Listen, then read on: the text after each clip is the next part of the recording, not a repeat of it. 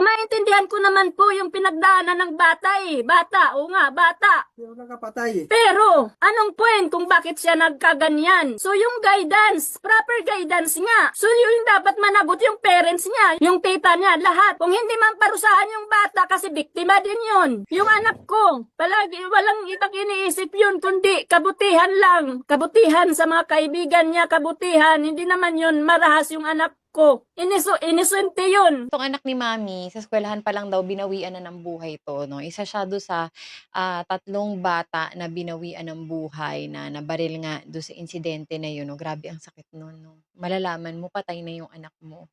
Sobrang sakit talaga nito at however, itong si Mami nag-react siya, kasi bakit daw sa bahay ano lang, bahay Pag-asa lang daw dadalhin 'yung kanyang anak.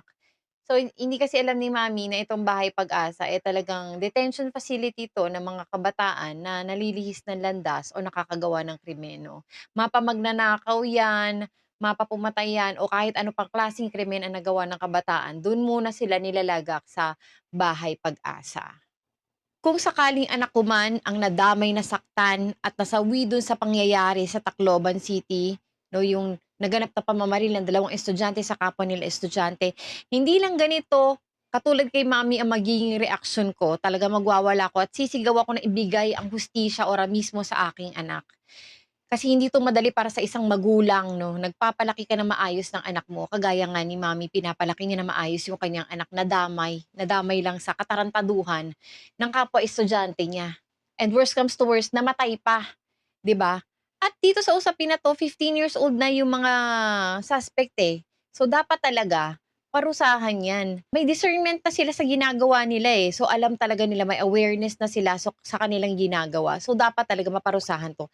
At hindi ako in favor dun sa sinasabi nila porket bata, kabataan ng Pag-asa ng Bayan dapat hindi yun kinukulong at an early age dahil hindi pa nila alam ang ginagawa nilang kasalanan. Bullshit yun. Lalo na yung sinasabi natin na dapat yung mga magulang ang dapat managot sa kasalanang nagawa ng kanilang anak.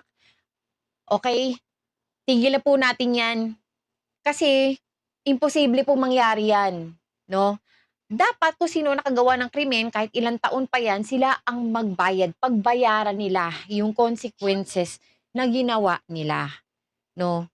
Alam ko hindi 'to magiging madali dahil nga siyempre batang-bata, ikukulong mo, ganyan. Pero paano sila matututo, 'di ba? Kasi in the end kung hindi nila malalaman ang consequences ng kanilang ginagawa, paano sila mahuhubog, 'no? Kung akala nila, eh, nakapatay sila, eh, parang wala lang, 'di ba? Hindi mo ikukulong.